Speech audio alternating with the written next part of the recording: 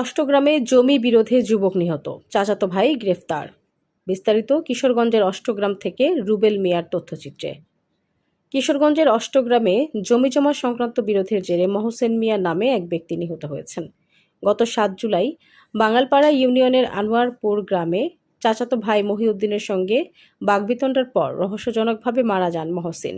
প্রথমে ঘটনাটি দুর্ঘটনা বা স্বাভাবিক মৃত্যু হিসেবে প্রচার করা হলেও নিহতের পরিবার শুরু থেকেই এটিকে পরিকল্পিত হত্যাকাণ্ড বলে দাবি করে আসছে। জানা গেছে, মৃত্যুর প্রায় ২ মাস আগে গত ১১ মে ২০২৬ তারিখে মহসিন মিয়া জীবনের নিরাপত্তা চেয়ে অতিরিক্ত জেলা ম্যাজিস্ট্রেট আদালতে ১৪৪ ধারায় একটি মামলা দায়ের করেন। মামলায় তিনি অভিযোগ করেন, চাচাতো ভাই মহিউদ্দিন ও তার সহযোগীরা তাকে খুন ও জখমের হুমকি দিচ্ছে। বাঙালপাড়া ইউনিয়ন পরিষদের চেয়ারম্যান মনিরুজ্জামান রুস্তম বলেন, ঘটনাটি শুনেছে এবং স্থানীয়দের কাছ থেকে স্ট্রোকে মৃত্যুর কথা জেনেছে। স্থানীয়রা জানান, চিৎকার শুনে ঘটনাস্থলে গিয়ে তারা মহসিনকে মাটিতে পড়ে থাকতে দেখেন। পরে তাকে হাসপাতালে নেওয়া হলে চিকিৎসক মৃত ঘোষণা করেন। তবে কে বা কারা মারধর করেছে তা দেখেননি। অভিযুক্ত মহিউদ্দিনের মা দাবি করেন, তার ছেলে নাসিরনগরের একটি মসজিদের ইমাম। চিৎকার শুনে ঘটনাস্থলে গিয়ে তিনি মহসিনকে হাসপাতালে নেওয়ার কাজে সহযোগিতা করেন।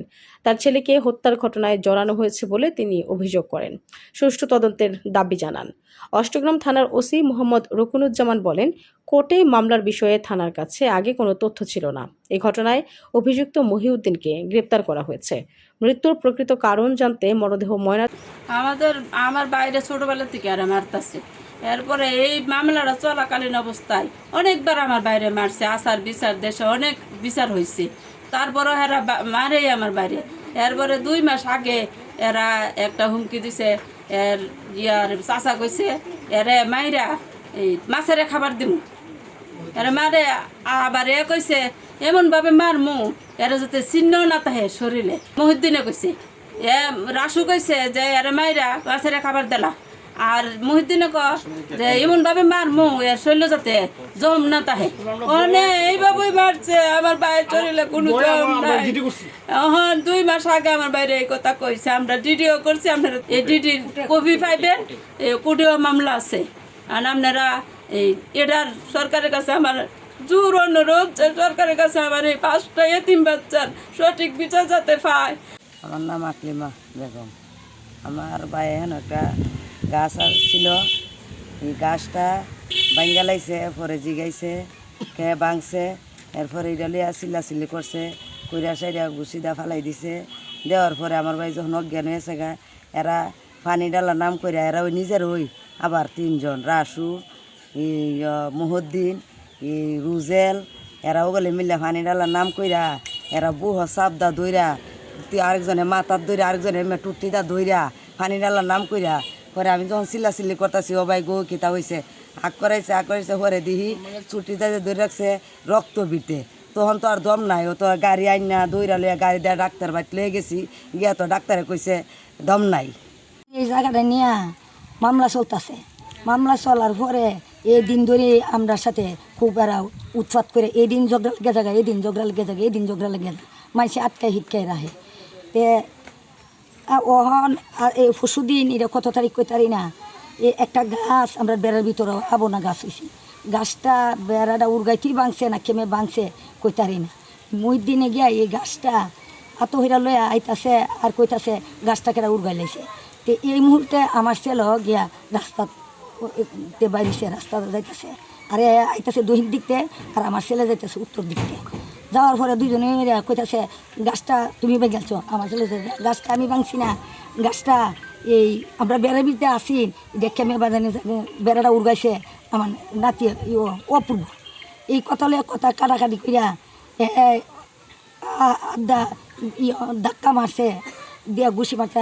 আমার ছেলে গিয়া উহিতে হয়ে গেছে গা, উহিতে হয়ে গেছে গা। পরে এবার পানি দাও পানি দাও পানি দাও, পানি লেগে আইসি ভরদা এখানে আইসে।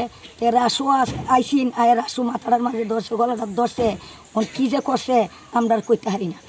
হাসপাতাল লয়ে জানবো, হাসপাতাল লয়ে গেছে, হাসপাতাল লয়ে গেছে। পরে ডাক্তারদের কইছি, বলে স্যার আমার ছেলের কি চিকিৎসা চলতেছে।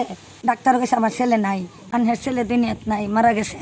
আমি সরকারের চাই, আমার এক ছেলে নাই, আমার এক ছেলে নাই, আমি ছেলে হারা হয়েছি।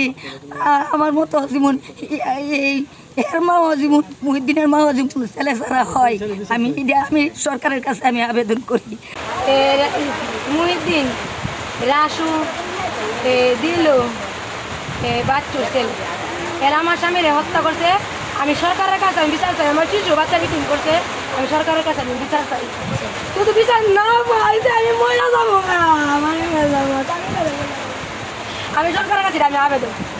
আসলে আপনার ছেলে মেয়ে কয়জন? আমার ছেলে মেয়ে 6 ছেলে 1 মেয়ে, 4টা ছেলে। আমার একটা মেয়ে, আমার স্বামী আমার অল্প বয়সে আমার বিধবা করছে। সারা জীবন তো বুঝতে হয়েছে আর কি কুমুইটা দেখলে আপনারা চোদ্দ ভাঙে তো রক্ত এখানে তো যে চিল্লাচিল্লিটা হয়েছে, এই চিল্লাচিল্লির সময় তো আমি এখানে নাই। আমি দোকানে আসছি। এই মুহূর্তে আমি একটু আগে শুনছি চিল্লাচিল্লিটা, আমি আর গেছি না। আলসুকে যাই না সবসময় ঝগড়াঝাটি চিল্লাচিল্লি যার কারণে আমি আর গেছি না। না যাওয়াতে ওই এখানে মসিমের বোন ইলেজনের দৌড়ে আইসে, আমি কেছে দৌড়কে চিল্লাতেছে, আমার বাইরে মাইলেছে, আমার বাইরে মাইলেছে, আমার বাইরে মরেছে গা। এরকম আমি কিন্তু তুমি যাই না, আমি যাই, মহিলা মানুষ তো যাইতে না, লেগে ফিরেছে গা। পরে আমি দৌড়ে গিয়ে মূর্তিকে গাড়ি ফাটাইছি, আর একটা লোক আমার লয়ে গেছে। পরে গাড়ি লয়ে আইতে একটু দিন, 2টা গাড়ি জিঙাইছে একটু দিন গেছে গা। এই মুহূর্তে আপনার এরা দিয়েছি টেলা গাড়ি দিয়া, তার লয়ে একটু আগে গেছে গা। আগে যাতে আমি গাড়ি তুলে দিয়া আমি আই বসছি। মারধর বলতে এখন শুনছি মহুদ্দিন, রাসুমামু, তারপরে রাসুমামু একটা ছেলে, এরা আসিল। আপনি নিজ চোখে দেখেন নাই মারতে? না, আমি শুনছি। আমার বুত নাসিরনগর ইমামতি করে, বাড়িতে আইসে বেড়াইতো। মানে আমার বাসুরের বুথ এইখানে স্ট্রোক করছে, মার করে চিল্লামাল্লা করে আমরা গেছি। আমার বুথে যাইতো গা গোসল যাইছে, আবার দইরা জন হচ্ছে বাই পড়ে গেছে, দইরা গেছে, লইয়া অষ্টগ্রাম আইসে, আর চিকিৎসা করেছে। অহন উজোর মানুষ ওই কী করে মার্ডার করে, আর মার্ডার করে আবার কি লুক লই আবার অষ্টগ্রাম আইনি। আমার ছেলেটারে এরা মার্ডার কেসের আসামি কই আসে আমার ছেলেটারে চালান করছে।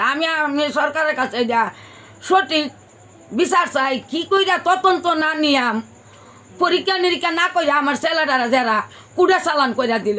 আমি এক সন্তানের মা, আমি ফার্স্ট লিখাই ওন আমার উপায় নাকি, আমি সরকারের কাছে সঠিক বিচার চাই। আসলে প্রাথমিক অবস্থায় যে বাহ্যিক আঘাতের কোনো চিহ্ন পরিলক্ষিত হয়নি। এখন বাকিটা হচ্ছে ডাক্তাররা পরীক্ষা করে পোস্টমর্টেম রিপোর্টের পরে বাকিটা বোঝা যাবে।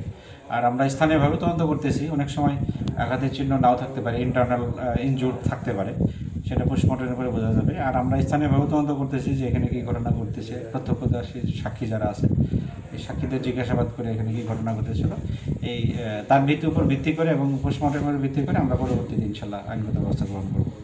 হ্যাঁ, আমরা ঘটনা পরে আমরা মামলা রুজু করে প্রধান যে আসামি তাকে আসামি করা হয়, তাকে আমরা গ্রেপ্তার করে বিজ্ঞ আদালতে সোপর্দ করেছি।